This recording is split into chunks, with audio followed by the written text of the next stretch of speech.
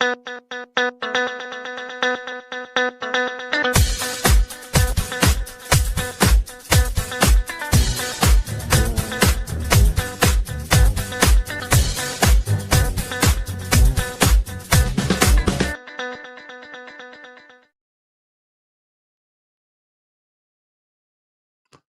is up, everybody? It's Dr. Vibe here, host and producer of the award-winning Dr. Vibe Show, the home of Epic Conversations, and I'm the host of Epic Conversations.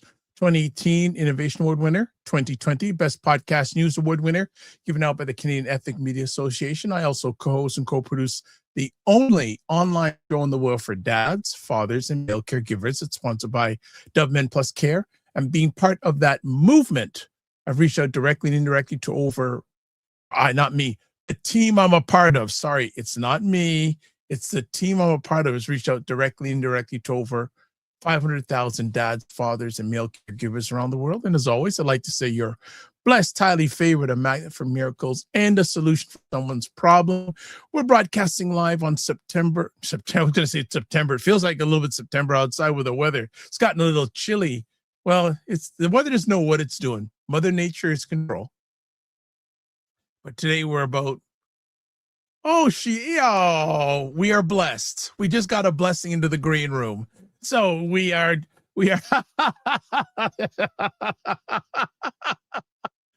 family is sometimes, you know what? If the day ever comes, we release outtakes and green room stuff from this conversation, you would love that, but we ain't going there yet.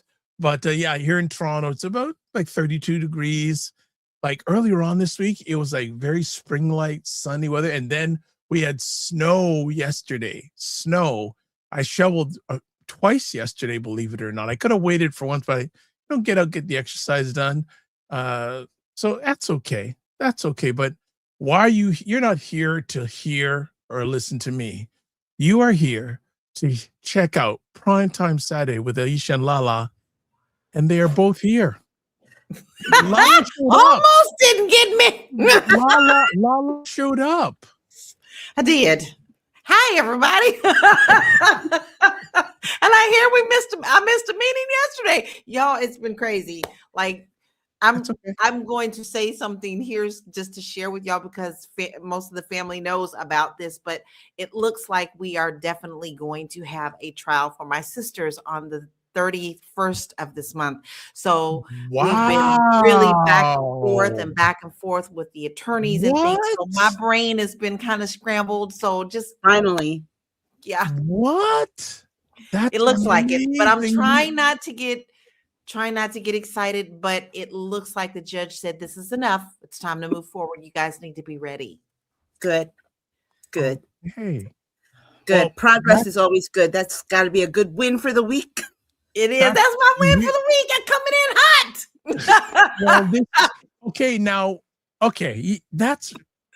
That's really accelerated.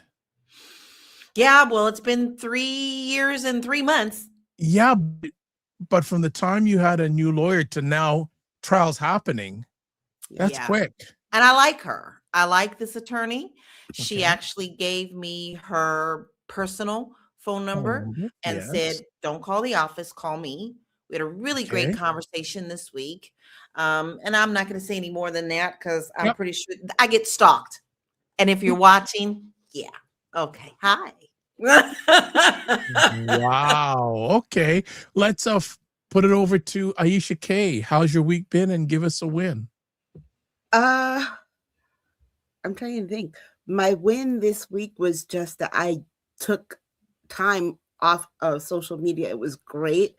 I'm like, so glad I'm not going back. I've decided I'm not going back, at least for a long time. It was so, oh my gosh. When I say the burdens of the world don't feel as heavy when you're doom scrolling with a whole bunch of people who are doom scrolling. Yeah, I hear that. Like, if you want conflict, go on a social media platform, or most of them these days. Want conflict, drama, etc., etc. Wow, wow, this is crazy. this is how much I love this show. I was actually thinking of going to see one of my all-time favorite musicians, though it's about an hour and a half drive to see him, named Stanley Clark. Is one of my all-time, Stanley and he is Clark. playing. But I said, I saw him many, many years ago, so it's not like, oh, I never seen him before. I was sort of going, but I'm going hour and a half drive and going, but primetime Saturday, yeah, primetime Saturday. So I was just doing that. Are either of you two going to be watching the Oscars or paying attention to the Oscars? Nah, I'm done with those shows. I hope Sinner wins, and that's it. And I haven't seen it yet. I'm about, actually, my daughter and I are going to watch it tonight. Oh, you're going to watch Sinners tonight? Oh, it's one of those things. Be prepared.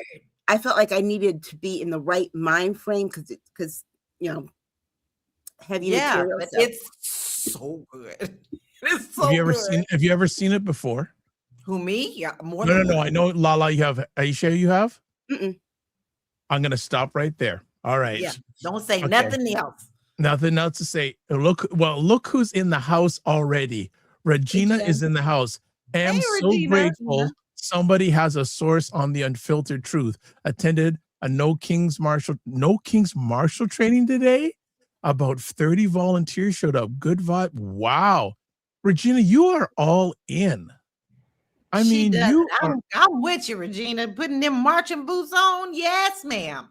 Okay, Lala, I have something to ask you about. Yeah. Jamal Bryant. Oh, saying that the Target boycott is over. Says who? You ain't the boss of me. Oh, wow. I'm not going back. I'm not going back. Yeah. And who are you to tell us when something is over? No, sir. So what are you getting for that? What are you getting from this? And that's the consensus of a lot of Black people, particularly like if you look at Instagram, there's some Instagram videos and things like that. I've seen a few people pass them on to me. And even listening to Black Talk Radio, which I do Monday through Friday. Honestly, everybody is pretty much like, what did he get for it? First of all, I want to know when we started listening to Nina Turner again. Because Nina went off the deep end at one point and I just couldn't deal with her. So I'm trying to figure out how she got to the table to be making statements. And here's the other thing. It was very uncoordinated, this announcement. Some people were saying, no, we didn't get this. And he's like, yeah, this. Here's the thing. And an influencer said this on a video. It made very good sense. Black people, we don't have one leader. We are all leading Black people, and here's the thing. People who are going to shop at Target are going to shop at Target. And I promise you they never stopped anyway. Yep. But people who have stopped have found other ways of getting the things that they need. And that has now become habit after a year. There's no need to go back. And with prices going up the way that they're going, Target prices aren't any different from mom and pops and other places that you can find the same things. That's it. And here's how I feel about the Black, because see, they didn't say they were going to bring back their DEI program, and that was the reason behind the boycott in the first place. Those people who sell their goods through Target, where's your website? Because honestly, if you want me to buy your stuff, put it on your website. I'll buy directly from you. Save you the middleman and the costs and all that. A lot of them are saying they can't afford to do that. And I'm like, well, I don't understand that.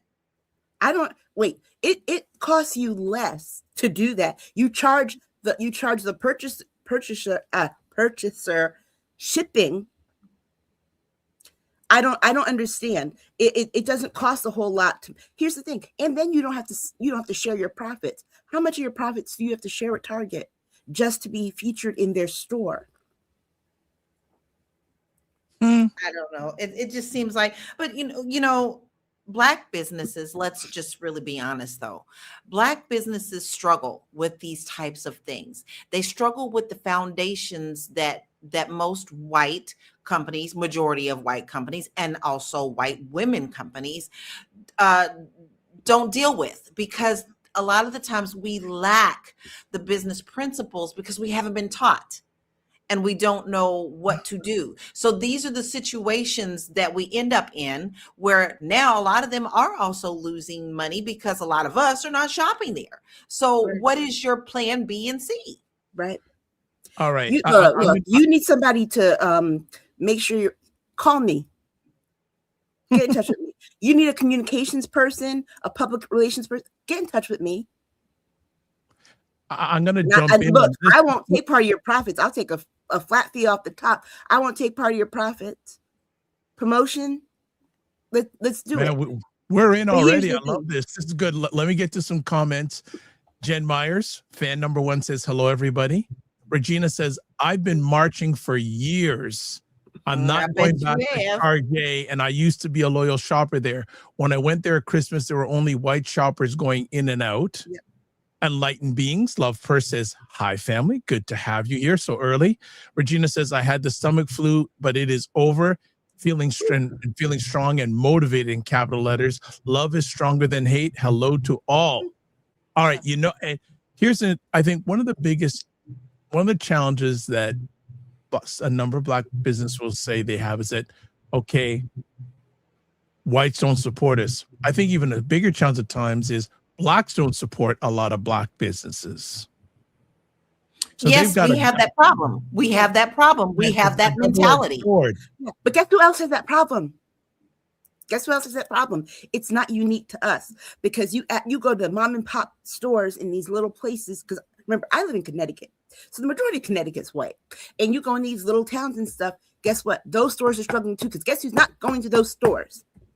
White people aren't going to the stores in their own area. So for us to really sit here and say, well, Black people don't support Black, guess what? White people aren't supporting white business either, because the problem we have right now is that things are so unaffordable. But Target, has anybody, before I stopped shopping at Target, my biggest complaint was, why are your prices going up like this? They're a corporation. And I promise you, and I know this because I made a deal with, I did a deal as a literary agent for someone, got him 50% in royalties, when the average that people get going to bigger publishers is 10 and 15. So I know that Target is taking a big chunk in what these people are making. And also too, where are they displaying these items? Because now when they got rid of their DEI thing, they started to slowly bring some things back. They were putting them in the back of the stores where people can't find it anyway.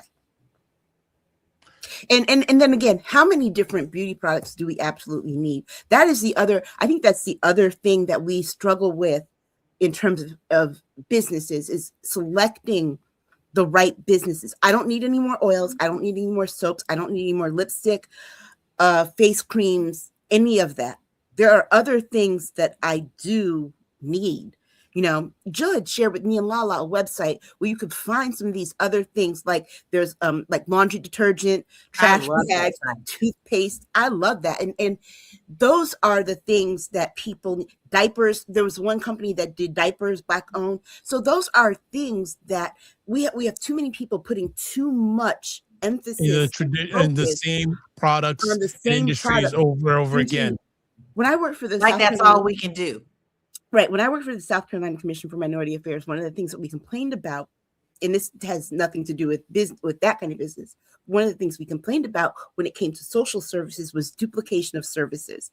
There were so many different social service organizations all going after the same thing, rather than coordinating a real seamless continuation of services. So, for example, if you're going to have a summer camp for Black kids, then somebody else needs to focus on, when those kids come out of camp, what they do after school. Then somebody else on a program that would get them internships and apprenticeships, and then someone on a hiring program. I mean, having that kind of seamless continuation of services is better, but we have so much duplication of services, which also means when it comes to our businesses, we have so much duplication of products. So it's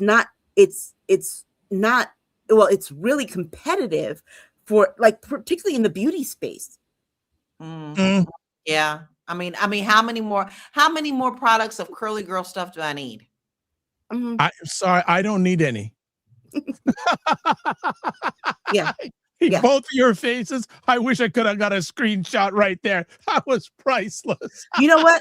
Give me a Black-owned company that makes reading glasses, because I'm Right. always buying readers. Right. Always. Oh my Okay. God, y'all! I just bought my first pair. Oh, you know what? I go to the Dollar Tree because they're cheap, and I buy like 25 at a time and put them in a case because I'm always losing them. So yeah, because I'm like, for the way that I lose them, I'm not spending a whole lot. So I just buy. I have some in the car, some in my purse, some like one next to the bed, one on. It's yeah. You're like that's like me and pens. I lose Oh, pens. I'm terrible.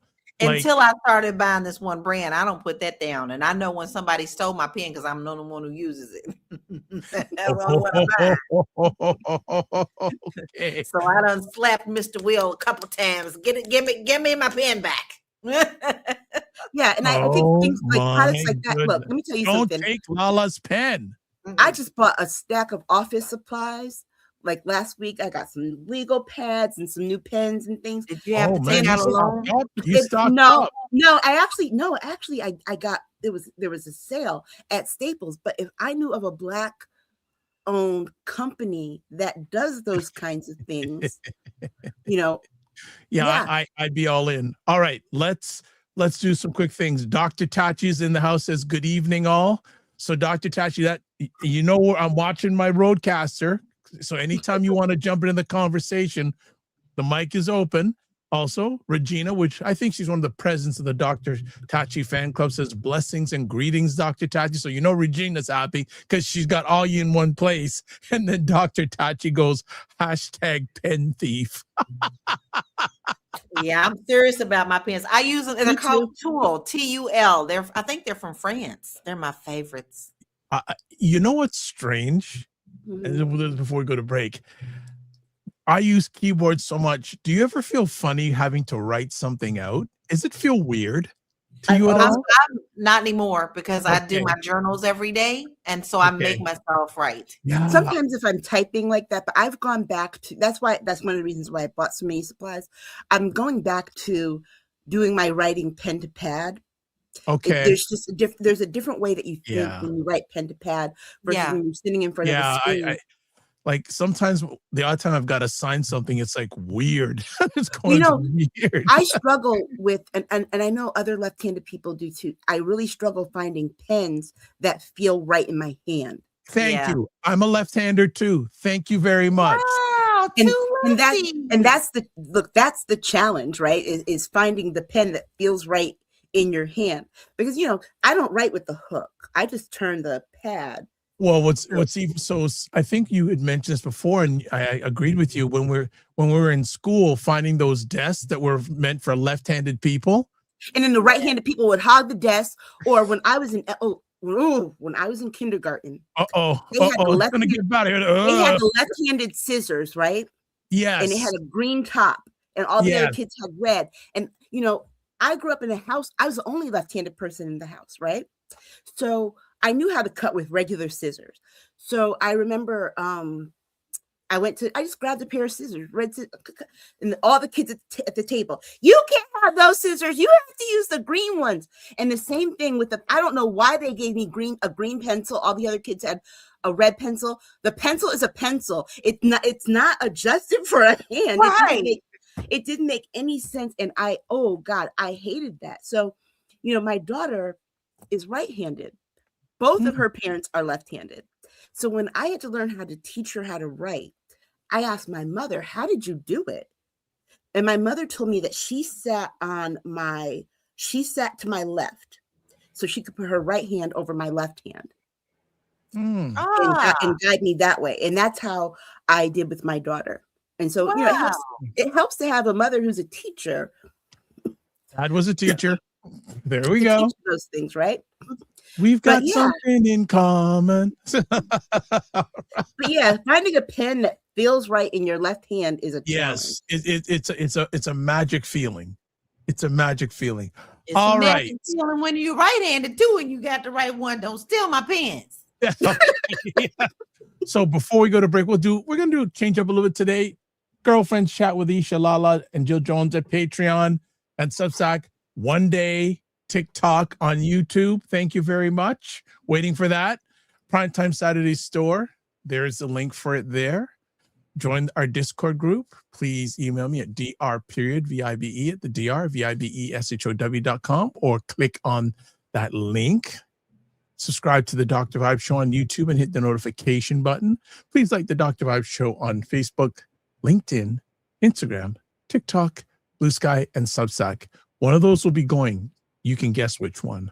Not going to go any further. And then to advertise your business, product, or service on our show, please email me at dr.vibe at the dr.vibeshow.com. And we mentioned it earlier on, Dr. Tatch is here. Her platform, Indie Soup TV, independent content creators platform, over 28,000 subscribers on YouTube in about 2.5 years of operation, which makes it subscriber-wise in the top 4% of all YouTube channels. Check it out. Check it out. Now we're going to go to break. And something that I'm involved in, you're going to hear about. Toronto, July 25th. The Narrative Power Summit is landing in the 6.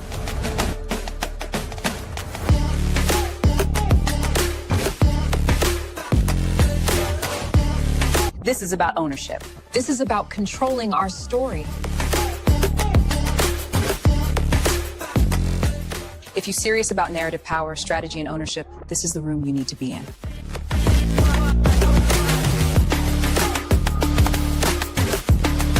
To get your tickets, go to africandiasporanews.org/Canada. I'll see you in Toronto.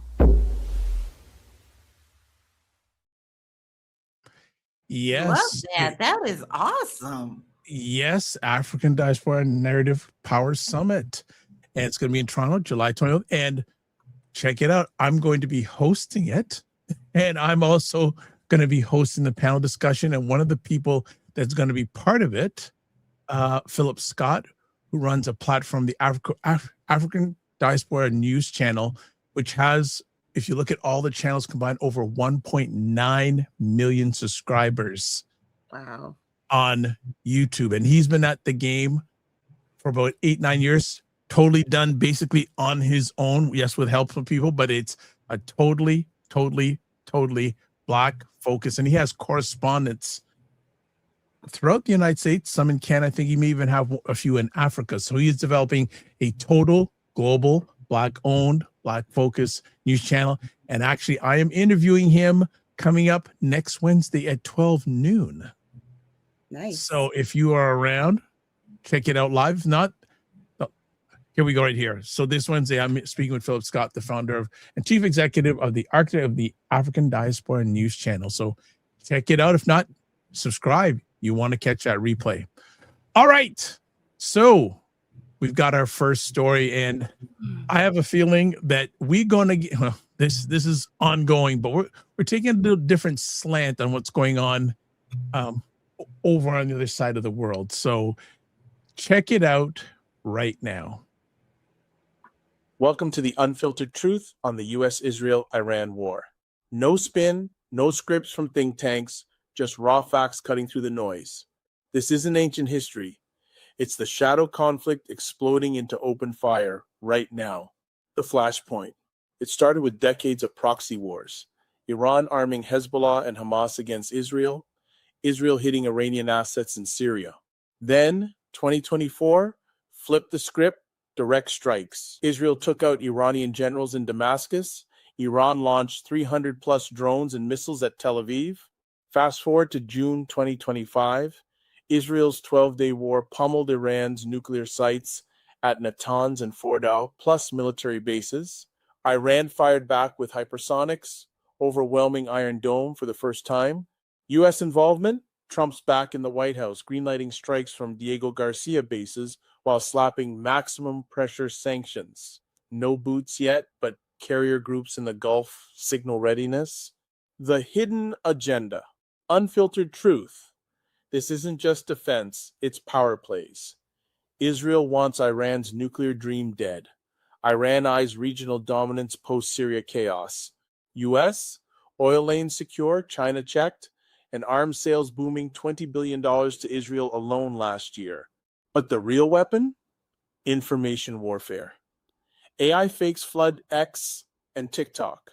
Recycle Gaza clips labeled Tehran burning. Deepfake Biden declaring war. Platforms censor one side, amplify the other. Your feed's a propaganda mill. Human cost. Civilians pay. 500 plus dead in Iran cities, blackouts, bread riots. Israel's shelters full, kids traumatized. Yemen's Houthis and Iraq militias escalate, risking Gulf oil choke. Leaders tweet victories. Families bury dead. Call to action. Demand real talk. Verify sources. Skip viral clips. Support independent voices. This war's fog hides the exit. Stay vigilant. Like, subscribe, drop your take below. Truth over fear. All right, so we're going to first conversation piece. We're going to talk about the war that's going on, the U.S. Israel Iran war, but getting truth. Where do we get truth from? So, ladies, go for it. Well, not anything that's mainstream. No, you know that. No. If you have Google and use that as your primary search engine, I'm going to tell you this. First of all, it's going to curate information based on your previous searches. So it knows what you're looking for and it will direct stories that way toward you. But beyond that, Google, let's not forget, the people who own Google also donated money to Donald Trump's inauguration. They were there with the other tech bros in the front seat. So they are going to, if this administration doesn't want you to see things, Google's going to make sure that you don't. They're going to block it. So I went and I found I downloaded Opera, which I liked, and turned the VPN on, and then specifically asked for news sources on Iran, independent news sources on Iran outside of the U.S.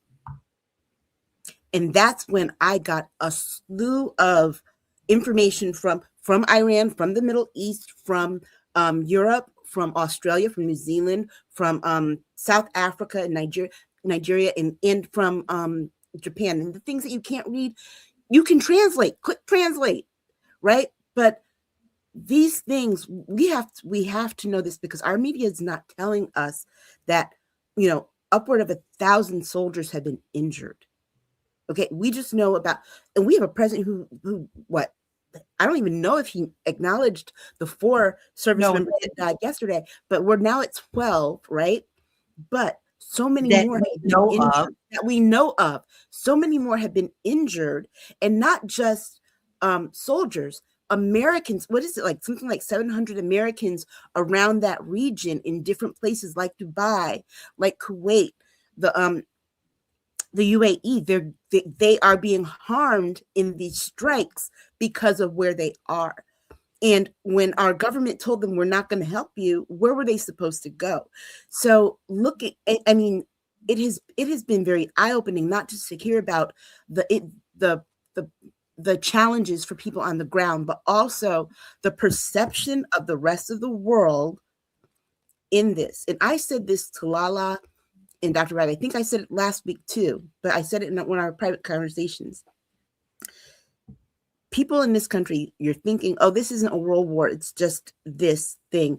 No, the next world war is not going to look like the previous ones where, you have the Allied forces and the Axis powers fighting in one war in one location.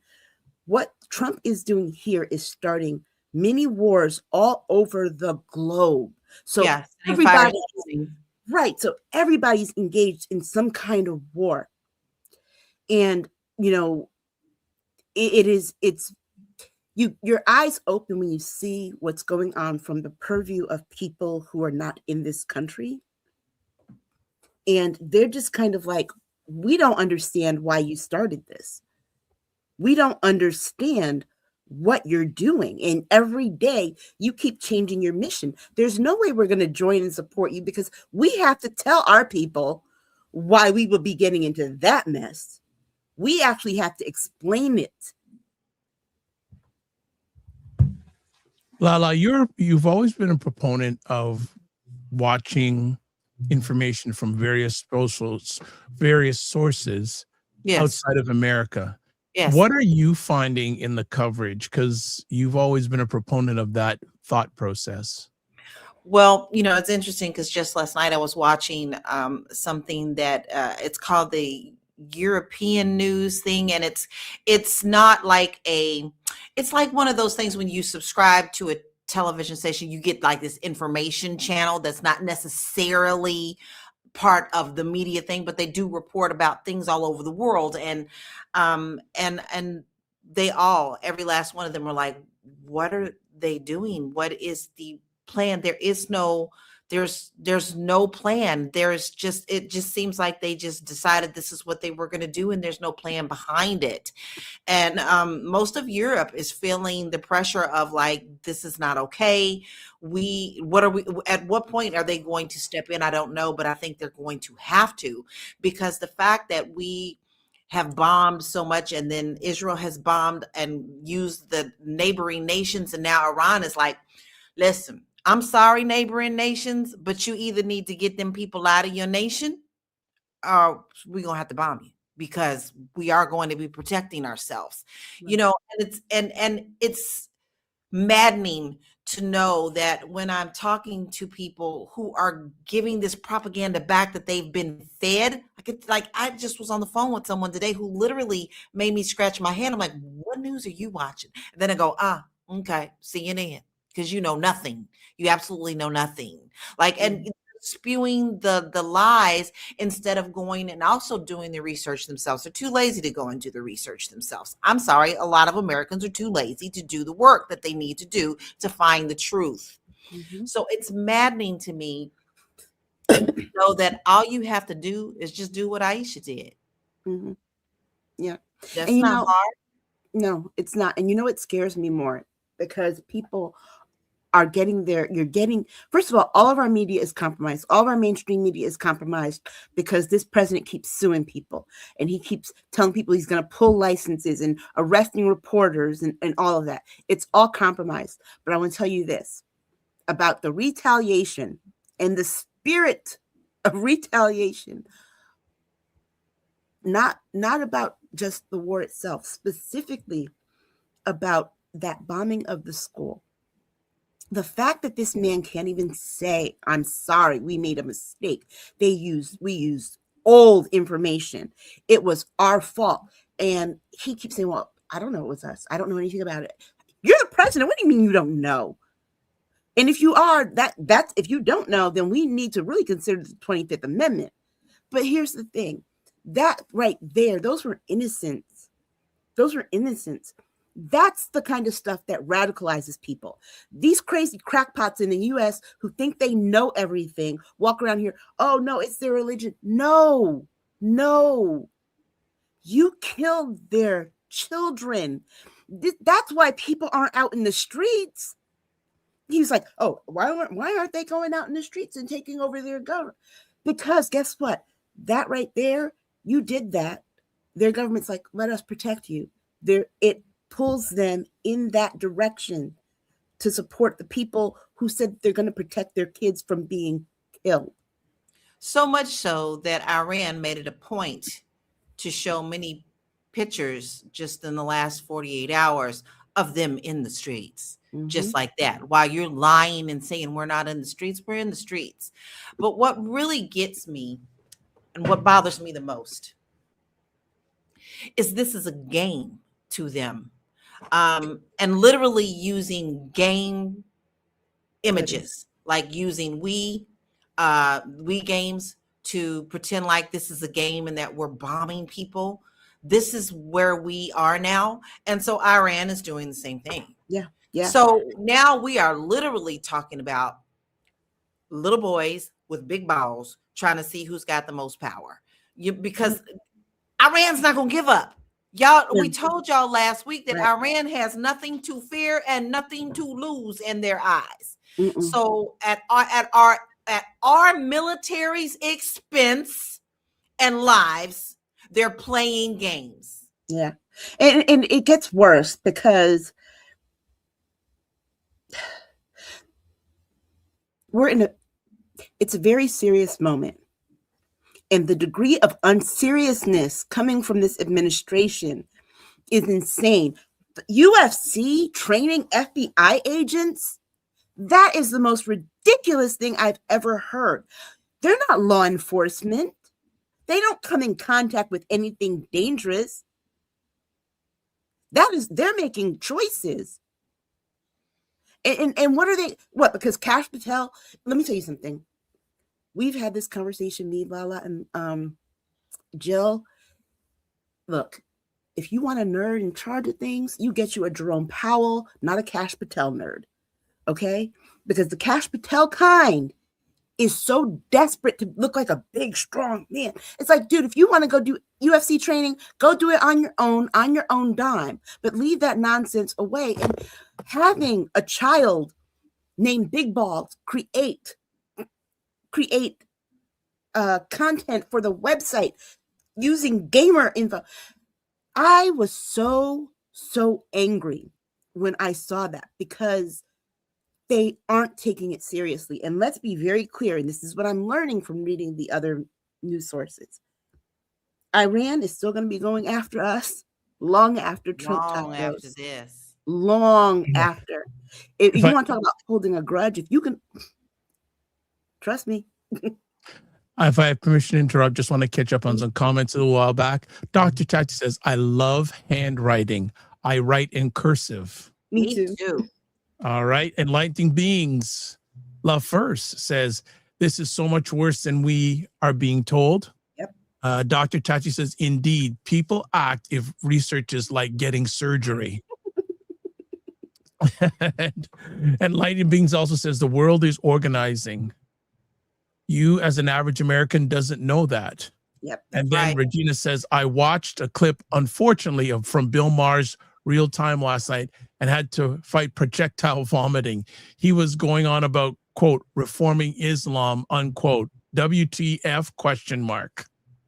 And again, it's not look, the two attacks that we saw this week in this country are just the tip of a very big and very deep iceberg. Y'all want to know why the Titanic sunk?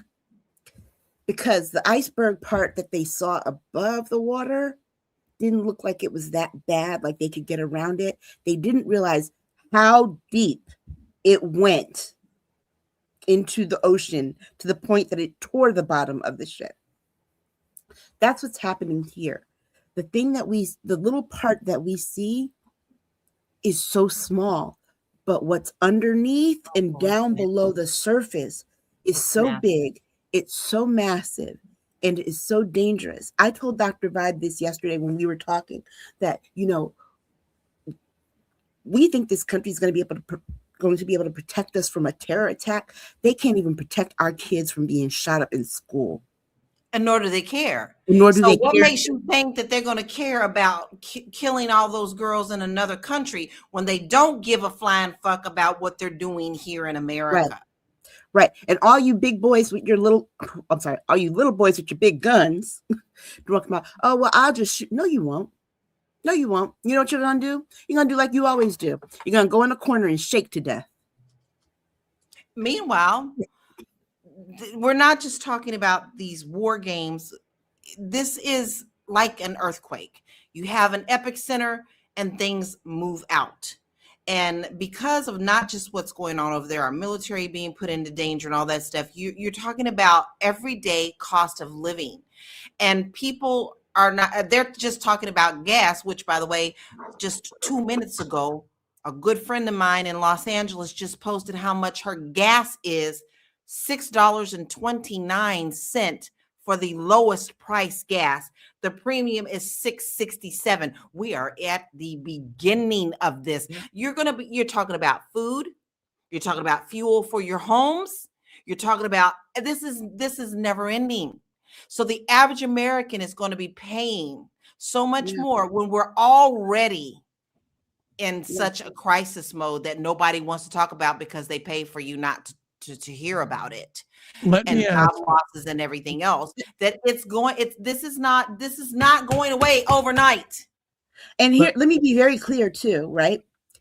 They're spending, they're saying it's $1 billion a day. It's more like $2 billion a day. Yes.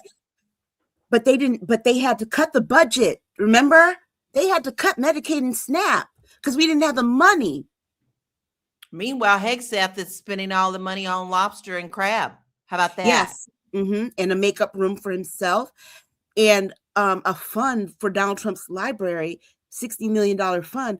They can't find 50 million of it. We know. So if I can just jump in, Regina says, great analogy to the Titanic, Aisha. What are both of you hearing about the whole impact, if at all, on the American economy from outside American sources, if they said anything about that?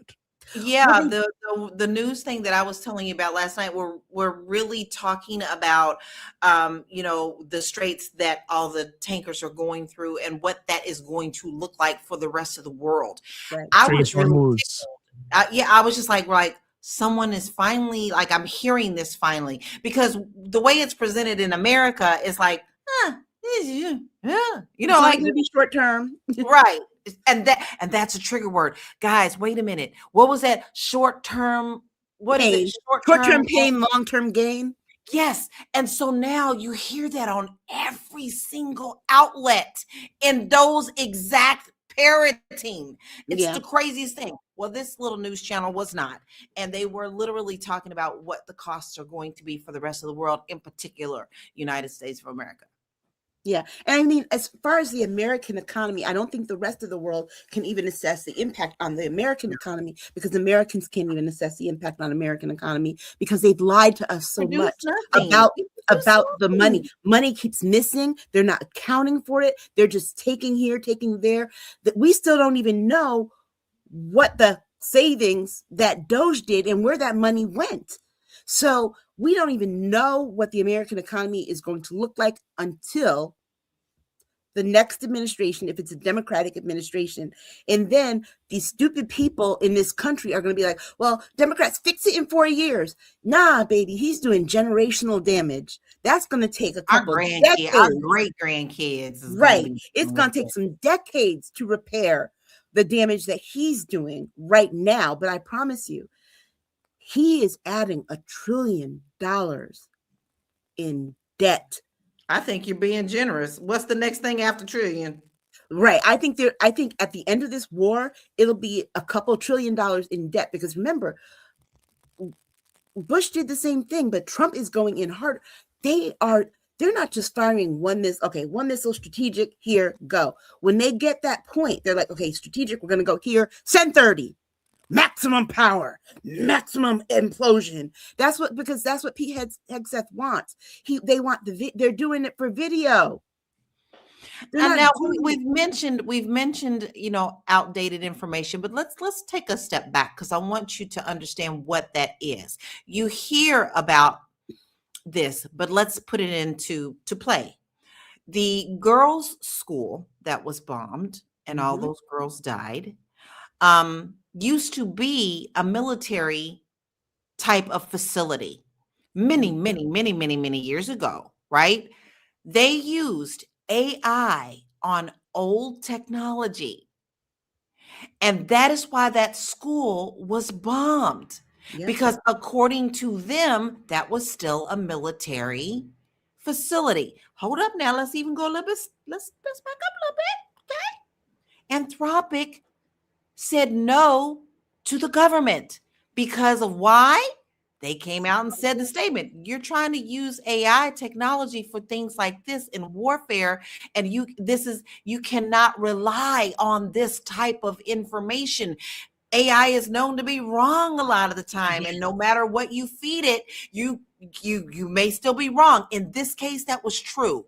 Who stepped right in? Yeah. And and we have to be clear about this too, right? You take your bullshit fake news to another channel, because we don't report fake news here. And let's be very clear about that. The people who would have informed them, the people who had the expertise, the people who could speak Farsi that they needed, were either fired by Elon, Kash Patel, or redirected to immigration. So we have a big old hole of information, knowledge, and experience that is a weak spot. And guess what? They were so proud and so rambunctious and so loud about, oh, we're doing this, we're getting rid of this person, we're doing this.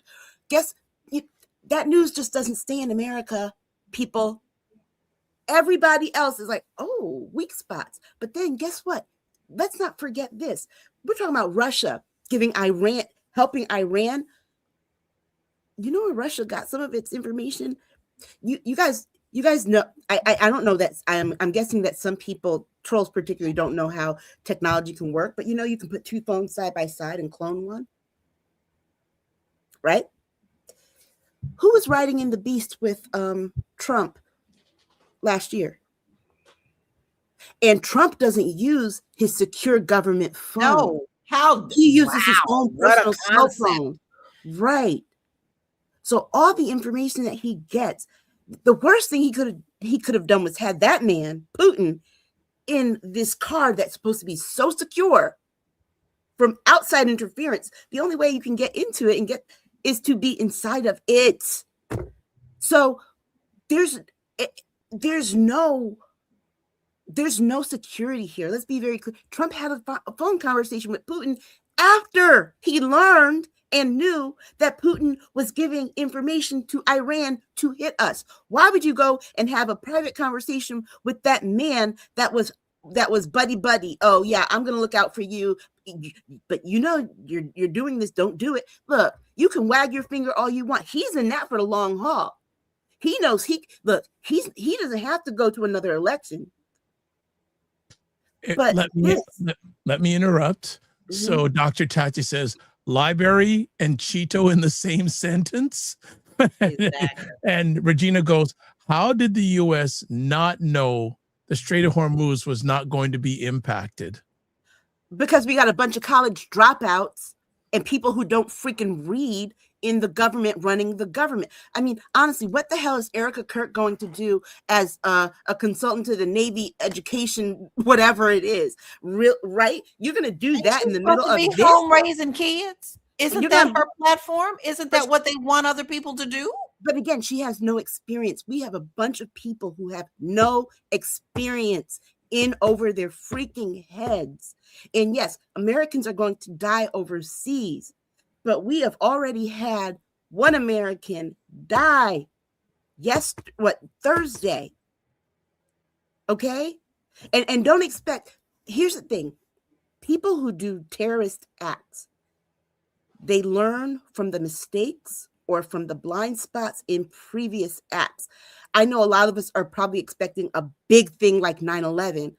Don't be surprised if they start doing smaller terror attacks all across the country, because a bunch of them at different times, because that's something that you can't predict or contain the same way you can a large, one massive thing. And the gall, the sheer audacity of Trump going to Zelensky and asking for his help. Are you kidding me? Zelensky should have told him, you don't hold the cards. Sure did. Remember he said that? Yes, he did. Remember they said that? You don't hold the cards. He should have told Zelensky, he should have told him, oh, you don't hold the cards. Iran does. And it's very sad too, because we don't know the condition of their new leader, but there are things that we do know. We know that his father being a leader aside, he lost his sister, daughter, wife, mother. He lost his family. And that puts a different kind of fire in somebody's belly than just having your ego hurt. Trump is operating on ego. This guy is operating on loss. Ask me how I know. That's a different kind of thing altogether. Listen, this is the thing. Oh Lord, I don't even know. There's so much disgust in me about absolutely everything that America is doing and allowing.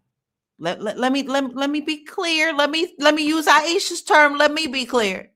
Because there's more of us than there are of them. Mhm. So why are we still allowing this? And then I think that to myself, and then I speak to someone like I spoke to today, who literally just was like, well, everybody, all of them do it. The last administration, I didn't vote for Kamala and I didn't vote for him because none of them worked for me. And in her mind, she's serious. She's 65 years old and she's believing that she doesn't have the power. She literally told me my vote don't count anyway. And she believes it. And so you have too many people that are in this la la lull land where they believe this and don't really see their powers. Right. And this is why we are where we are. Yeah. And I think people have to understand, I'm actually working on something that I'm going to announce in a month or so. But I think people misunderstand how to use their vote. The thought is that, okay, I'm going to vote for this one person and they're going to fix everything. That is the wrong way to vote. That is not strategy. The best way to vote is you vote for harm reduction. Who is going to do the least amount of harm to me, to my community, to the people I care about? And then if they do this, who gets affected if they do that? Does somebody else get harmed? And the thing is that we like, oh, I want him to do this for me, without realizing that if they do that one thing for you, they're going to harm someone else. And if they harm someone else, you can best believe that harm has residual effect that will eventually suck you into. So we have to start being more strategic in our vote and look at harm reduction. And we're not doing that. Okay. Some comments here. Let me just see here. We got let me just check here. Enlightened Beings. Love First says, this is worse than any horror story. Regina says, Iran is letting oil tankers headed for China through the Strait of Hormuz. Yes, they are. And Regina says, Senator Ron Wyden has asked Scott Bissett 3 times to release Epstein's Treasury Department financial records to the finance community on March 11th, June 2025, June 16th, 2025, and September 2nd, 2025. Regina says these records that contain over 4,725 wire transfers totaling more than $1.08 billion from a single JP Morgan account involving Epstein and his associates, plus $170 million in payments from Leon Black. Well, hopefully one day we'll hear some more about that. It's being not the main story anymore. I'm glad you brought up the money though, because here's the other part too, that people are very distracted in the nationalism, masking itself as patriotism, and what they're not looking at is who's going to make a whole lot of money. When Trump said, oh, yes, the cost of gas going up is good because it means we're rich. No, not baby. It doesn't mean you're rich. It means that him, his friends, all the oil guys, they're rich. They're rich. And I need people to be very, very clear. There are people making a lot of money on this war. There are people betting on it, which is absolutely insane to me that people are able to even bet on it. But there are people who are going to make a lot of money behind this. And I'm not talking about in government contracts. And then I need for us to also be clear too, that our cost of gas is not finished going up. It's gonna go up even more because the insurance companies, the companies that insure those tankers and those boats are saying, yeah, we're not going to cover you anymore. Wow. That'd be a scary moment. That would be really, really scary. Mm-hmm.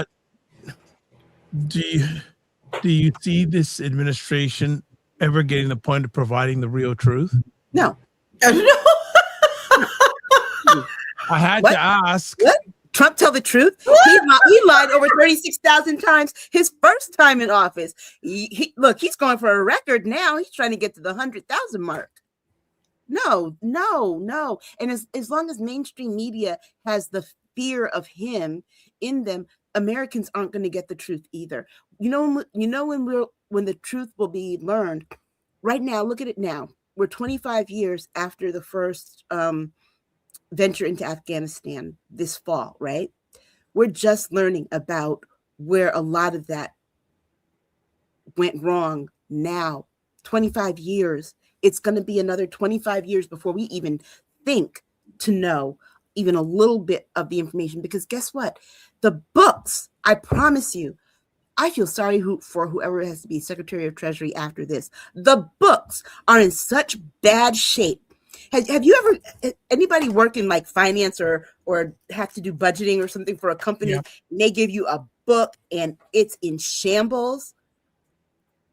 That is what our government looks like right now. It's in shambles. It's going to take a lot to figure out what's what. Do you know what came out this week? I'm sorry, let me just tell you this because go ahead. Again, your laughter was classic. Go on.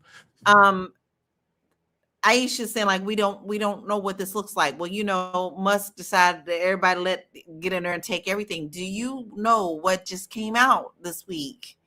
Where one of the young kids who was allowed to do this couldn't even explain what DEI was. Yeah. He doesn't know what it is. And they kept trying to pressure him into like, you need to tell us what that is. And he doesn't know. He thinks it's some Jewish thing is what he said. That was his answer. It's some Jewish thing. Really? It's a Jewish thing. Right. Wow. Right. So these are the people who were allowed to destroy and take and steal our information. Right. And another one of them who was on the team has been actually said, yeah, well, I took everything on the thumb drive and I actually gave it to my new employer. Mm-hmm. And let's be very clear. There's the person who is over, the person who works under Tulsi Gabbard for national security. That is his job is critical to the war. His last job was what was he a checker or a cashier or something or an Uber driver? That was his last job. He's 22 years old. So granted, there are very mature 20-year-olds. I understand that, but would you trust your grocery clerk to deal with this? Okay, let me get to some comments. Dr. Tachi says, so now corps will see the problem with the insurance industry. Mm-hmm. Regina says the man blocking congressional access to Epstein's financial records oversaw the fund that paid for services, as a client of a business designed largely by Epstein's lawyer, a company that later received Epstein's money through Southern Trust and channeled it to Carbine, the surveillance technology now embedded in 911 systems. Dr. Tachi asks, the better question is, what line, or maybe what line will 47 tell you today? And Regina says, I could go on, but Kushner is heavily involved too. And that's the other problem that I have too. He sent 2 real estate guys over to make a deal about nuclear arms. But we know why, Aisha. What are they doing to Gaza? That was the whole plan. So they're going over there to figure out how they can do that there, but they don't pick the wrong ones, baby. Mm-hmm. They don't pick the wrong ones. All right. There's a reason why no other president has tried to go into Iran. Go ahead, Lala. You were going to say something. Go ahead. I was just going to say, and don't forget, guys, there is a lot of rumors right now. Like people are wondering where Yahoo is because they ain't seen him in about 5 days. Let me ask before we come off this subject, then if you're both of you do not support 47. I know at times you do support the Democratic Party. How should they be handling the unfiltered truth aspect of this war? Well, first of all, they have to stop going on the media, the mainstream media, and acting like they're going to get some hardball questions. Okay. And I mean, this is from regardless of what party. Our politicians, it's a farce. They're not being asked the right things. And I'm so sick of, when we get power, I understand that you're blocked. You don't have the power to do any of these things. But the thing that you do have control over is where you go to share the information with people. Stop running at CBS, because guess what? CBS is going to own CNN soon, and it's all going to be beholden to Trump.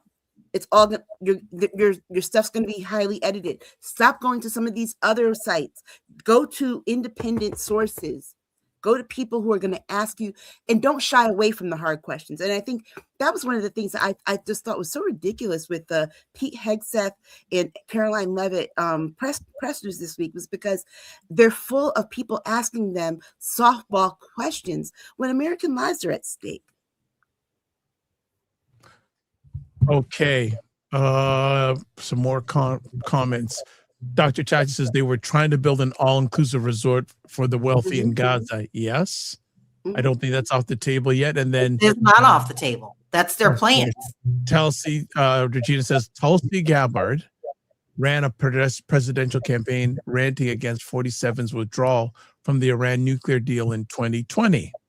And then, and don't forget, she's still a Russian. She's still, people should really be afraid, because remember, she's a Russian plant.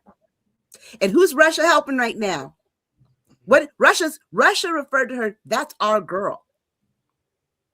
So who's Russia helping right now? Regina says, now Miss Aloha, no regime changes, is MIA or hiding in Fulton County. Well, we also need to remember that, like we talk about the world and how people are looking at this. You do know Laura Loomer went over to India, right? Mm-hmm. Yeah. And on her way over there, what did she do? She deleted all of her racist posts about India. And there was one gentleman in the room who was like, you ain't getting out of here today without me saying something to you. He called her to that carpet, and all that old frozen face bitch could do was just look at him, because he was like, how dare you come in here after what you have said?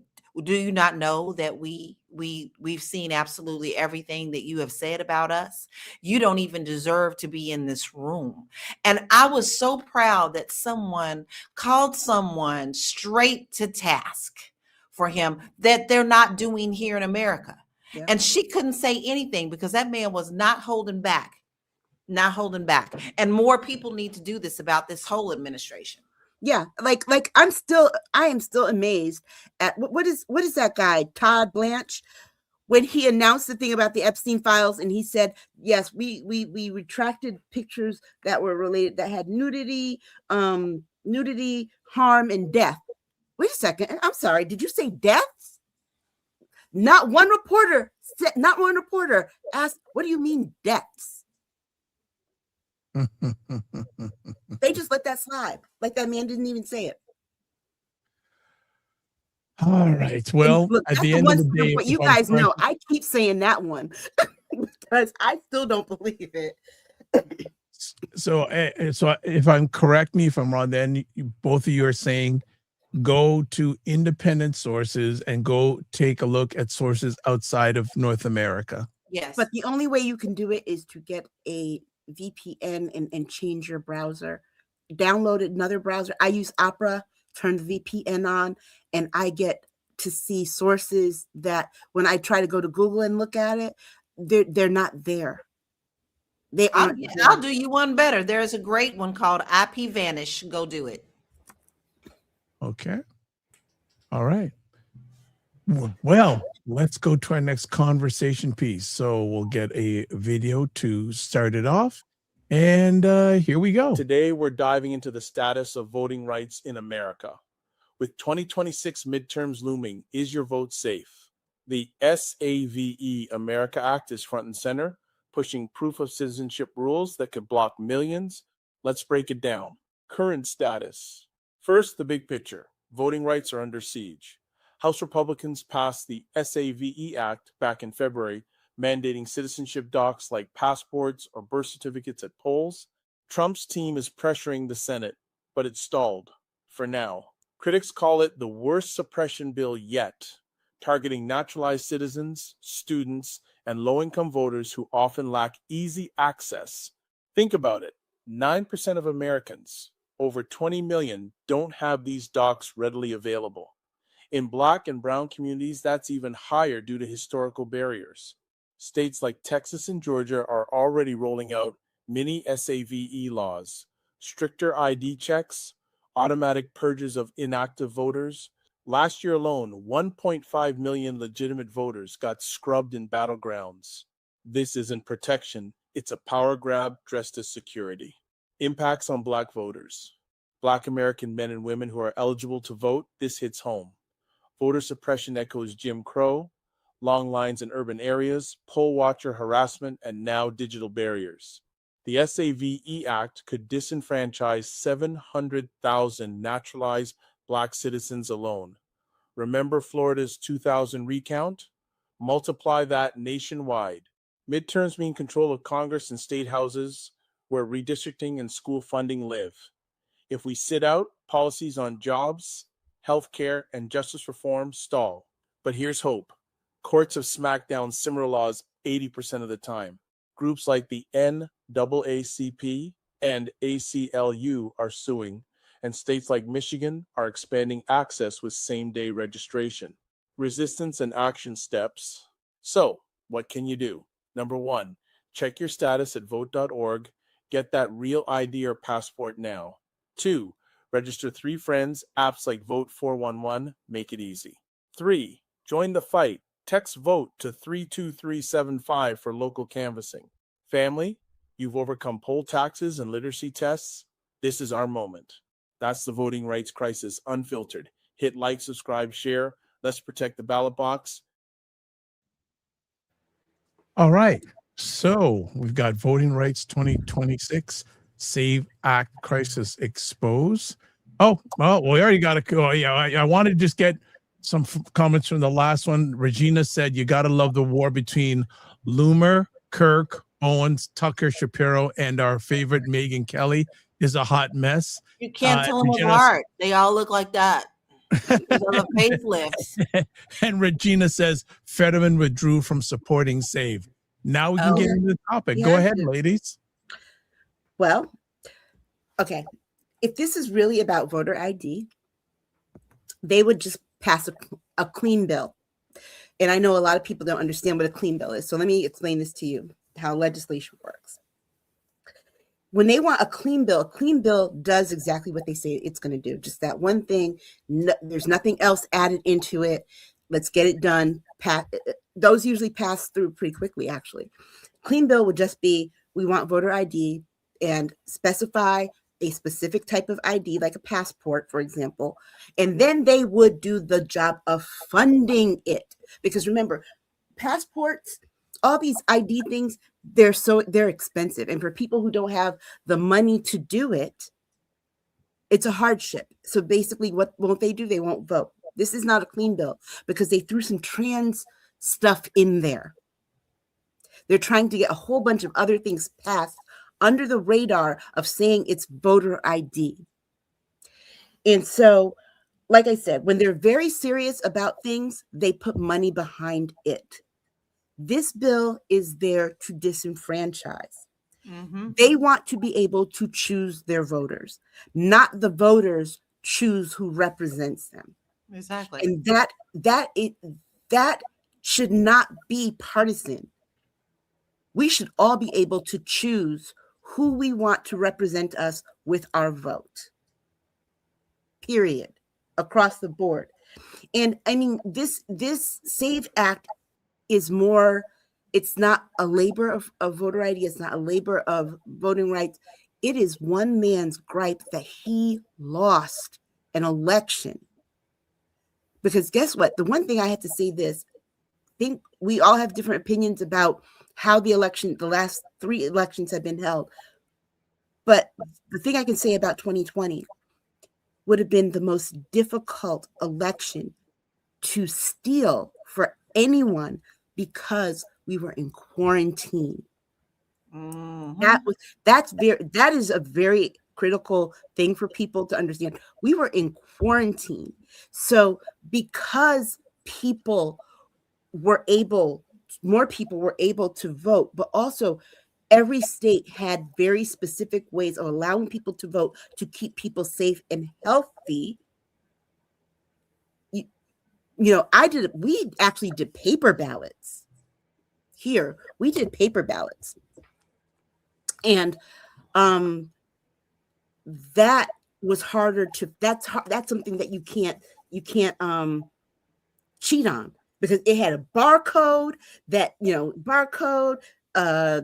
attached to the envelope, attached to everything. So those are things that you just can't fake. And this is about his gripe, because if it wasn't, they wouldn't be in Fulton County. They're in Fulton County. Yeah. And guess what they found? 600 some odd more votes for Joe Biden. It keeps getting worse for him. And this isn't about voting rights. It's about him losing an election. And it's about setting up, making sure that you're not going to be able to do it next time either. But he said that from the very, very beginning. Yeah. We are having wind over here, and power went out on one side of our house. Ooh. But a little bit dark here. Yeah. Where do you see the future of this SAVE Act? Do you think it's going to get passed? I think we're in danger of it very much passing. Yeah, because John Cornyn is about getting rid of this filibuster now so that they can pass the SAVE Act, because, he wants Trump's endorsement. Remember, Trump said, whoever can help me get the SAVE Act passed from Texas, I'll endorse that person. And so everybody vies for the king, don't they? Mm-hmm. Until he punishes you and puts you in the back room, because that is happening to Kristi Noem right now, y'all. Yeah. He don't even want her. He don't even want her around him. He's done banished her to the blackness. Yeah, yeah. And I mean, I can't express enough to people to continue you got to check your registration weekly. They're trying to purge voter rolls. That's the other thing the SAVE Act does, is it requires states to purge their voting rolls. It also requires states to give the voter registration information of all their citizens to the federal government, where the federal government really has no use for this, because voting by the Constitution is not controlled by the federal government. Nope. It is controlled but that's what he wants. By the states. But that's what he wants. He literally said the federal government should be in charge of voting. Mm-hmm. No. And the other part about it that is really bad is that he is then trying to go after secretaries of state. The Secretary of State is the person who oversees voting in your state, and he's going after the Democratic ones only. And it is, we're going to see a lot of lawsuits between now and January of next year. Mm-hmm. A lot. And I expect the 47 lawsuits? That's an oxymoron. Well, no, I'm not talking about him suing. I'm talking about the states suing. I'm talking about the states suing. I'm talking about voters suing. You're going to see a lot of that. Like we said, our great-great-grandchildren will still be dealing with this nightmare. Uh-oh. Regina's on the news wire. She goes, good news.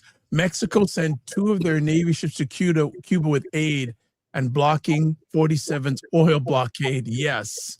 And that's another thing. Like, that's the other thing.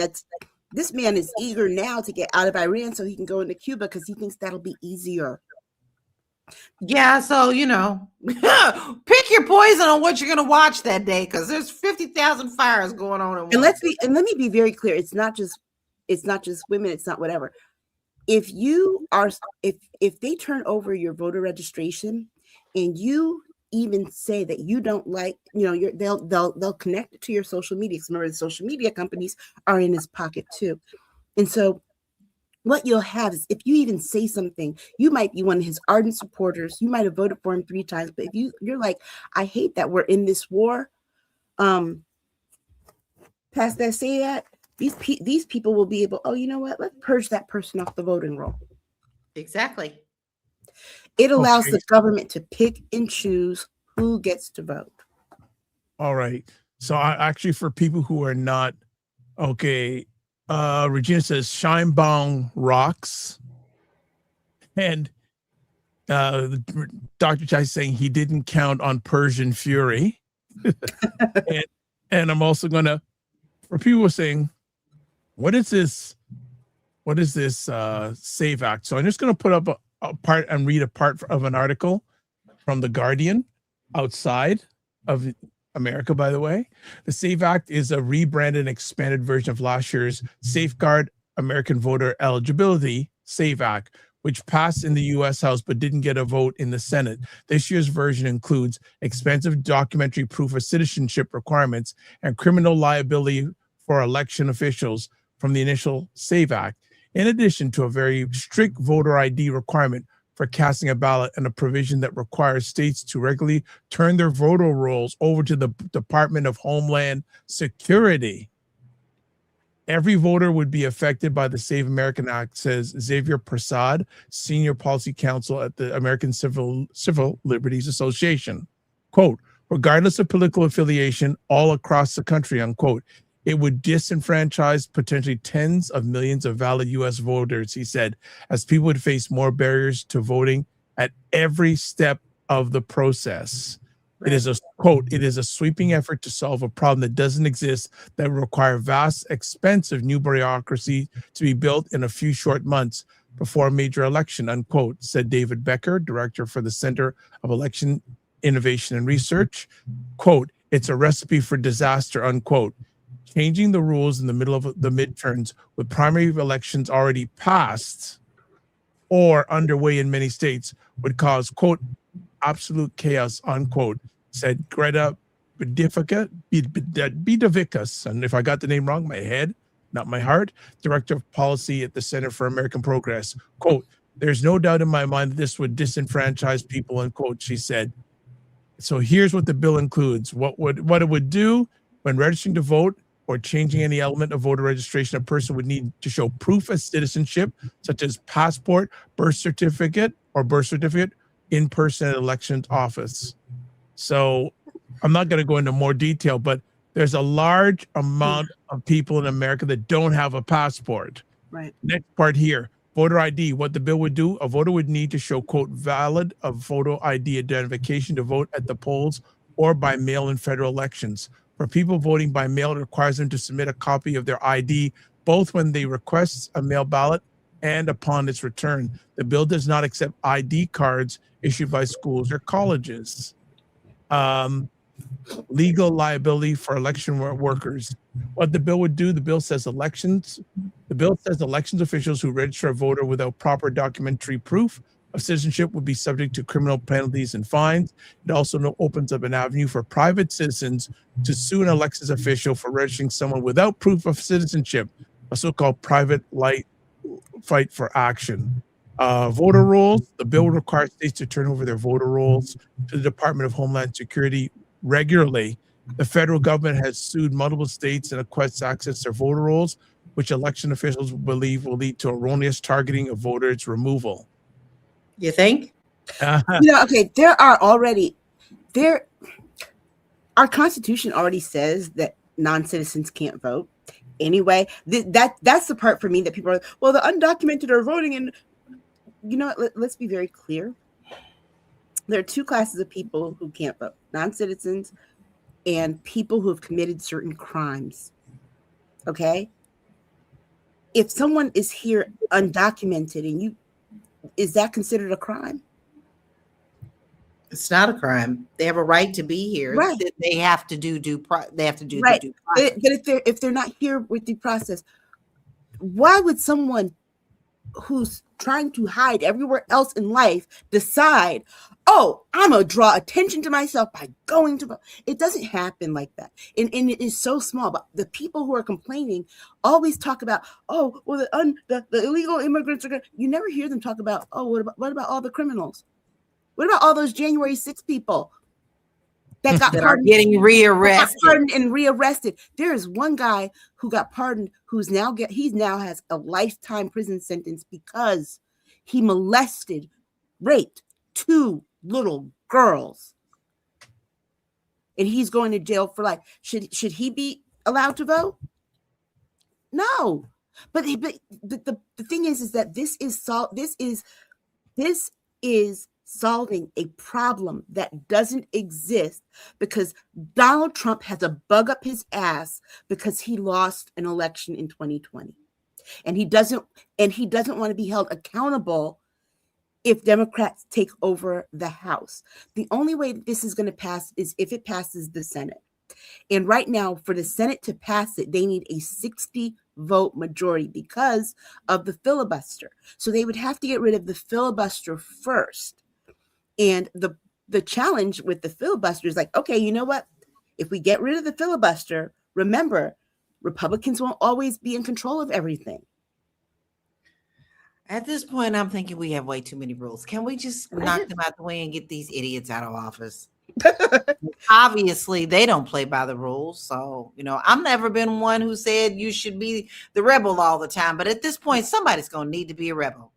And people forget that if they have to turn over voting rolls and that this can be determined, it's not going to be just undocumented people that are going to be disenfranchised. It's not going to just be Black people. It's not going to just be gay people. It's not going to just be women. Everybody, anybody, because the who gets to decide whether or not someone votes, there really isn't any criteria. The criteria is so varied. It's subjective to the person who looks at your ID and decides, well, yeah, you have a passport here, but you know what? You never left the country. So I don't know that your passport's real. Even though I see the federal stamp, you can't be registered to vote because you've never traveled out the country. But not only that, y'all, they're going to be, here's the thing. They're getting so ridiculous with this that women who have been married, and maybe you've been married more than once, if your ID does not match your birth certificate, you will not be allowed to vote. Now, I don't know about y'all, but most of the women I know done been married, are married, or have been married before. So one of the things that and not only that, they're talking about they really want you to vote in person. What about expats? What about the military? What about college students? There you go.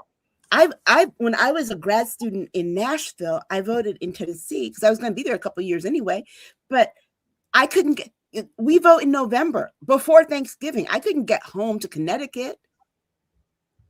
How are college students supposed? And yes, that does change. But you think about it, college students spend a good amount of their time in that place and should be represented there. All right, some comments here. Regina says Thune, who's the leader of the Senate, says he does not have enough votes to pass the SAVE Act. I don't necessarily without the filibuster, and that's why they're bringing up the filibuster argument first.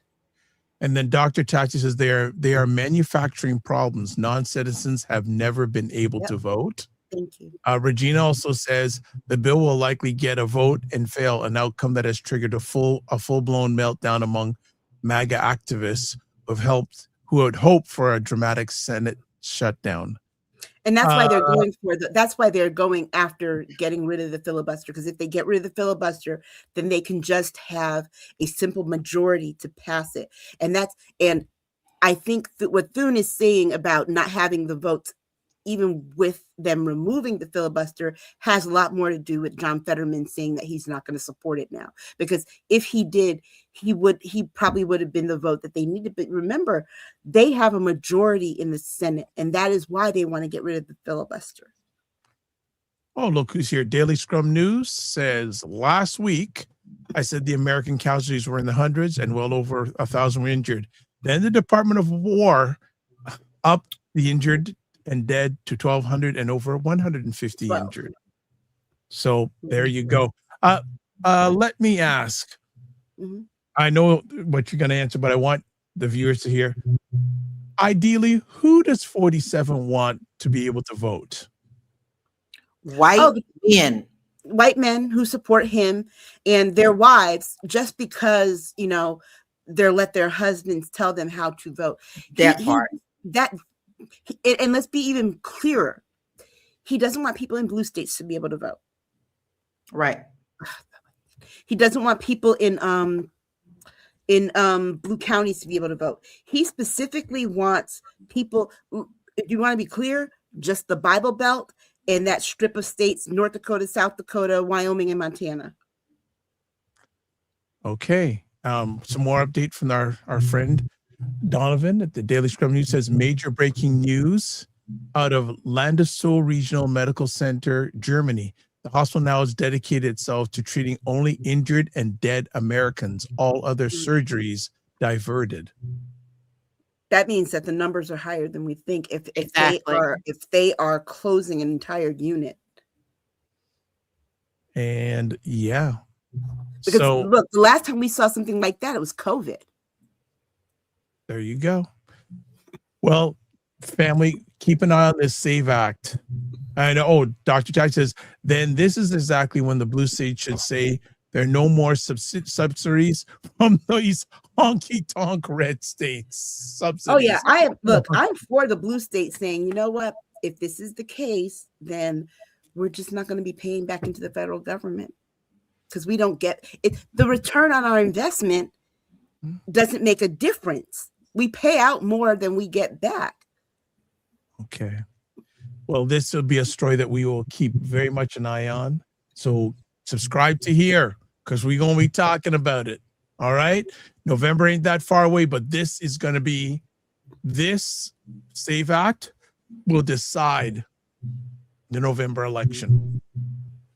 Will be one of the big factors in the effect, along with the war and the price of gas and all that. This is another of the stir stick for the upcoming elections, midterm elections happening in the U.S. Regina says taxation without representation. And then Dr. Dachi says, absolutely. If this was Wall Street, red state would be a horrible investment. Yeah. Yeah. There you go. All right, let's do our last conversation piece. Ben Crump joins family in Hartford police shooting justice fight. Aisha, this is in your neck of the woods. Take it. Yes, it is. I just wanted to highlight this story because, you know, so many other things have been happening. It's been like it's like being in a car accident every day, and the impact of so many other things that we forget the things that are still ongoing. And police shootings of unarmed Black people are still happening. These two happen to be armed, but they were mental health calls. And that is something that was concerned. And they happened within a week of each other. So Stephen Jones, who was shot 9 times on a mental health call, his family had called 911. He had been cutting himself and was just really having a, what they call it, an acute mental health something. But he was shot 9 times. There had been, now he was shot by 1 officer. There were 4 officers on the scene that had already been there. And apparently their de-escalation tactics had been working, but this 4th one showed up and within like 30 seconds of being there, shot him 9 times, and he died several days later. We had been watching that story to see what was going to happen. And Ben Crump has now joined that family to sue the state. And the other happened, Everard Walker, his family actually did not call 911. They called 211, and 211 is what you call for like social services, that kind of thing. And so they were really calling for a mental health evaluation. The social workers called the police to go with them. And he also had been cutting, I believe that he was in psychosis. Okay, so they really needed a mental health clinic emergency team, which we do have.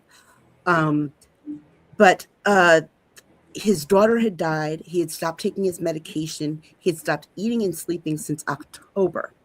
So he had gotten down to 108 pounds. And the police came, and they had been with him trying for an hour, de-escalating, and then shot him. He was DOA at the hospital. They tried tasing him. And when I first got out of grad school, I was a mental health therapist, and I realized I couldn't do it because the job is so heavy. But when someone is in psychosis like that, law enforcement can be an escalation, and it can make someone who's already in an agitated, psychotic state even more agitated and psychotic. And the other thing I think that we have to remember too with mental health issues is that people can be a harm to themselves, they can be a harm to others, but more often than not, they're a harm to self. And a lot of people, a lot of people, from what I've been reading about this man, particularly the one whose daughter had died and it triggered his downfall, there's a such thing as suicide by police. Yes. And I wonder if this was a case of that. And these two cases, they happened a week apart. So, and Hartford has the largest Black population in the state, New Haven next, and Bridgeport. But I just wanted to bring that to light because it's been something that's been escalating, particularly with Stephen Jones, because he lingered for some days, and it was, how is this going to look? And both deaths have been ruled a homicide.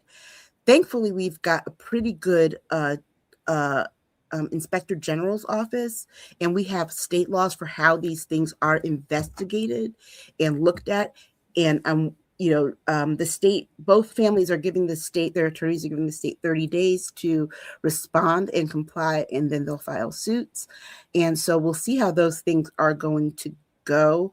When I was hearing these, as I watched local news and seeing these happen, it reminded me of the Black woman who was killed in her house who called herself on a mental health issue, and the police officer shot her after joking with her because he feared that she was going to throw a pot of boiling water at him, and she was trying to pour it out. And I was reminded of that because that same excuse was used in one of these shootings, that they thought he was going to throw a boiling pot of water on him, but he had a knife in his hand.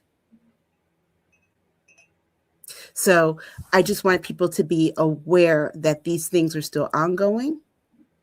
They're still happening.